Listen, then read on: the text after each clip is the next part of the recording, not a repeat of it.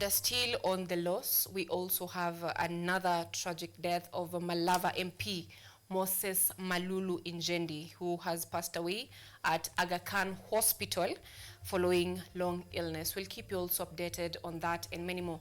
Now let's shift gears to politics.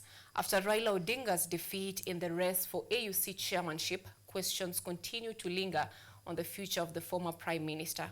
Will Raila Odinga continue supporting President Ruto, or will he return to support Kalonzo Musyoka, or even align with Rigathi Gachagua in opposition?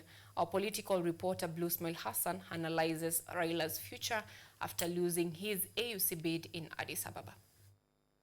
After losing in the AUC chairmanship race in Addis Ababa and accepting the results, former Prime Minister Raila Odinga now faces a major test in determining his next move. Questions are now being raised on whether the former Prime Minister will continue his bromance with President William Ruto after Odinga was seen protecting Ruto from the AUC chairmanship loss blames. Because Baba did not do as much as he expected, or it's because Baba is now tired, because he's too old,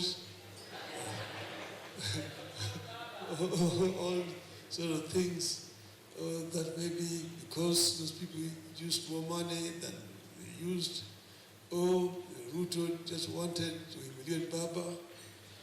It was not genuine in saying that he was supporting him and so on and so forth. Political analyst Brian Masjid says that even though there are strong calls from a section of Kenyans asking Raila to oppose Ruto's government, all signs indicate that Raila may stay loyal to Ruto. Now we cannot say that this bromance can last. We can also not say that this bromance will not last. But what I know, for the very first time, there is an indication that this bromance between President Ruto and Raila is going to last. The calls from a section of Kenyans urging Raila to return and free them from what they call bad leadership brings up the possibility of Raila working with Wiper leader Kalonzo Musyoka, who has been vocal in opposing the broad-based government, with his followers saying that Kalonzo should have been the AUC candidate and not Raila. If we were to look at it in the moral sense, then Raila has the right and should support Kalonzo Musyoka because he has stood with him. If loyalty is concerned, he has stood with him for more than 3 times. But for politics, it might not be right. Yeah, so I don't completely disregard the prospect of them working together. That is a possibility. Rigathi Gachagua also seems to be pulling Raila towards his side with the social media messages before and after the AUC election. Political analyst Gitau Minjire says Gachagua's image as a leader profile to be associated with one community may hinder his chances of working with Raila, who is seen as a statesman. The problem is that currently Rigathi Gachagua is seen as a tribal leader, or his main focus is working with leaders from one region, that is the Mount Kenya region. So that being a factor, and Raila Odinga seen as a statesman, that will be seen as a negative thing because you cannot downgrade from being a statesman to a regional leader.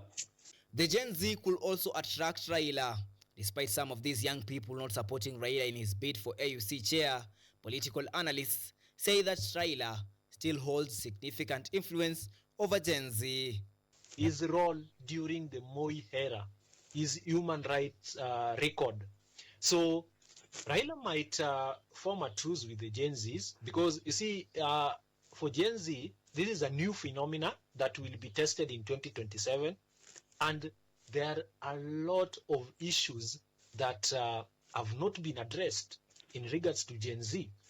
The ball is now in Raila's hands, with Kenyans waiting to see whether he will maintain his political alliance with Ruto and his broad-based government, or will he stand with a section of Kenyans saying that he still has work to do in the opposition, or whether he might align with other leaders like Kalonzo or Gachagua.